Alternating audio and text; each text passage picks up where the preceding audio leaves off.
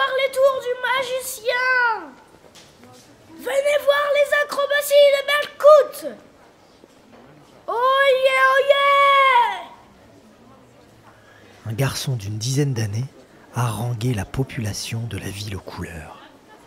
C'était le jour du marché. Des épices odorantes s'étalaient le long des trottoirs. Les hommes et les femmes colorés marchaient lentement au milieu de cette marée de saveurs. Le garçon sortit un tambour de sa besace et leva le visage au ciel. Le soleil du matin faisait briller ses yeux bridés. Il était sûrement un enfant des steppes septentrionales. Une ombre traversa la rue, une ombre gigantesque et rapide. Tous les regards se levèrent au ciel.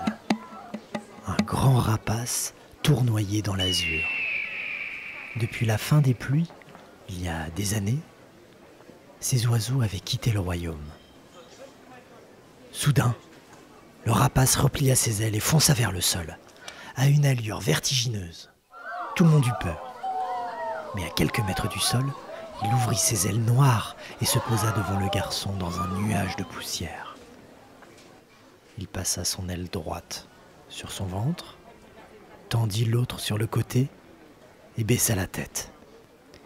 L'aigle royal faisait la révérence devant l'enfant des steppes. C'est bien, Belcout. Connaissez-vous cet oiseau, mesdames?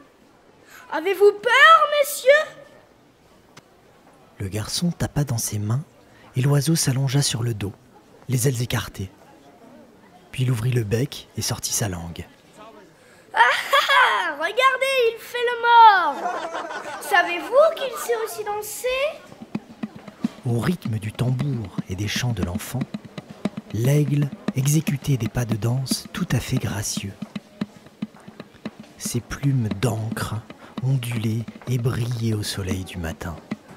Seuls ses yeux jaunes, froids et fixes témoignaient de l'état encore sauvage de la bête. Les spectateurs impressionnés criaient pour encourager la bestiole. Pendant de longues minutes, l'oiseau enchaîna les figures, les voltiges, les piquets, les loopings, quand la foule se calma. Et alors, qu'est-ce qui se passe? Où est-ce que vous allez? C'est le roi Maïs! Il nous apporte de l'eau! En effet, une longue file entrait en ce moment même sous la porte de la ville aux couleurs. Des hommes et des femmes et des hommes en uniforme gris marchant au pas s'avançaient dans la grande rue du marché. Sur une chaise à porteur se tenait le roi Maïs avec sa coiffure dorée qui étincelait au soleil. Marchant à ses côtés, un tout petit garçon avec une jolie bestiole enroulée autour du cou regardait les couleurs de la ville et du marché avec des yeux tellement grands ouverts qu'on avait peur qu'il tombe. Vous l'avez reconnu, c'était bien Garibaldi, accompagné de Rikiki-Taoui. La foule s'éloigna de l'enfant à l'aigle pour se regrouper autour du roi Maïs et avoir un peu d'eau. Garibaldi regardait fixement l'enfant des steppes et son magnifique oiseau noir. Et le grand garçon aussi remarqua ce petit bonhomme au milieu de la foule. C'était le seul qui le regardait encore. « Petit! Petit! Viens me voir! » « Oui, toi, avec ta bestiole autour du cou. Comment s'appelle ta bestiole? Et c'est quoi comme bestiole? » C'est Rikiki-Taoui, ma mangouste. Elle est trop mignonne. Viens, je te présente Belcout, l'aigle sacré des steppes. Rikiki-Taoui bondit de l'épaule de Garibaldi et fila en direction de l'oiseau. Le renifla, fit le tour, le renifla encore, et se frotta à lui en ronronnant.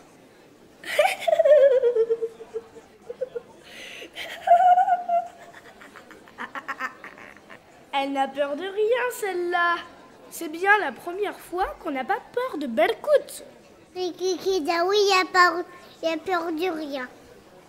Les deux garçons regardaient la scène avec admiration. Leurs meilleurs amis étaient en train de se faire un autre ami. Garibaldi regarda le grand garçon et lui dit: Comment tu t'appelles? Giolito. Qu'est-ce que tu fais? Je fais des tours de magie et Belcout aussi. Nous mendions de l'eau et des fruits grâce à ça.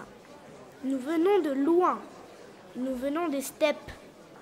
Je sais aussi dompter les chevaux, tu sais. C'est quoi ce veau? T'es trop mignon toi aussi. Comment tu t'appelles? Garibaldi. Les deux garçons se mirent à discuter pendant tout le temps que dura la distribution d'eau. Garibaldi sortit une petite gourde de sa tunique et la tendit discrètement à Golito. Personne, mieux que lui, ne savait la valeur de ce breuvage. Prends sa gourde. Je reviens demain, tu aider. Car, depuis que sa mangouste avait sauvé la vie du roi Maïs, Garibaldi était devenu le petit page et pouvait profiter des joies d'être à la cour du roi Maïs. À demain, Garibaldi. À demain, Golito.